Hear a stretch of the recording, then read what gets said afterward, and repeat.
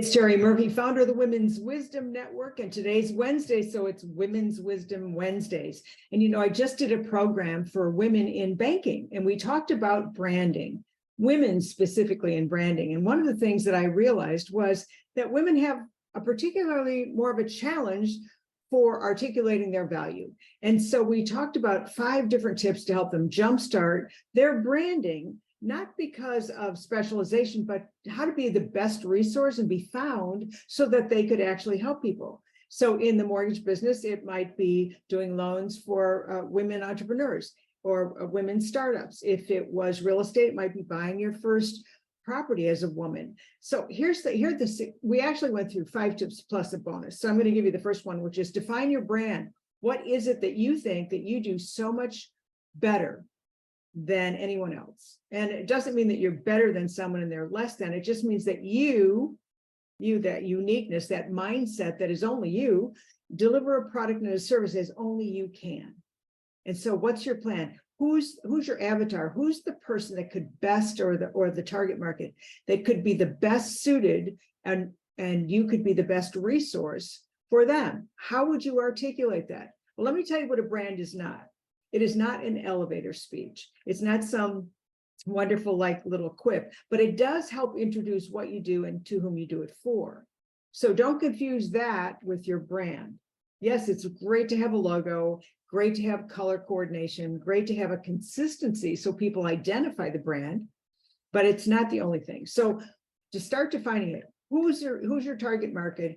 Who can you help the most? Who really needs you? Because it's really service. The second one is, how are you going to express that? Well, first of all, I'm going to suggest that you have expertise in it, which means there's some advancement of your skill sets. If you're in, let's just say you're in HR today, and maybe you want to be in commercial loans, there's a process for that. If you're in real estate and you're brand new and you want to specialize in some specific specialization like farms or condos or first-time buyers or let's just say investors, you have to have a certain certification so that you have the confidence. Because one of the things we find with women, particularly in business, is the imposter syndrome, that you just don't measure yourself for how good you are because you write a story about how good everybody else is. So again, your mindset, no imposter syndrome. Let's rock this. Where are you going? Where do you want to be? Who are you going to help? Second one is, how are you going to message that? And one of the other presenters did a terrific job on how to create your digital footprint with that. So let's use a specificity as an example for banking or mortgaging. Maybe you want to join some mortgage groups on LinkedIn. You have a professional level LinkedIn so you can connect with others who have an expertise in an area that you're focusing on, or that you want to enhance your own brand. It's important for us to contribute. So the next one is join, contribute, and respond.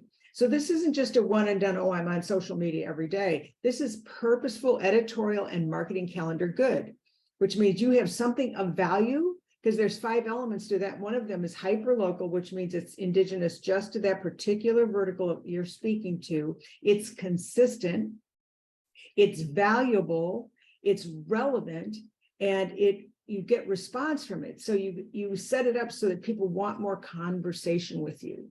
So we have the first 2 elements: define your brand, who are they, who can you help? The second one is build the editorial and marketing messaging, and you have to be there to join, contribute, and respond.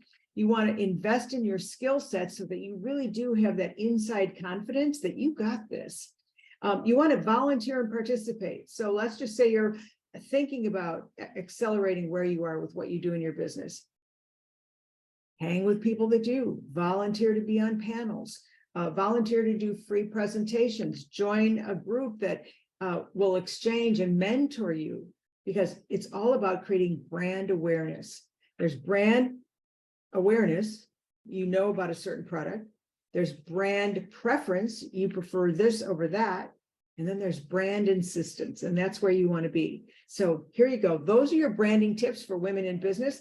For more information, go to the womenswisdomnetwork.com or go to Women's Wisdom Network Facebook community and tell us what you'd like to know more about branding. I'm Terry Murphy. Join us every Wednesday for Women's Wisdom Wednesday. Make it a great week.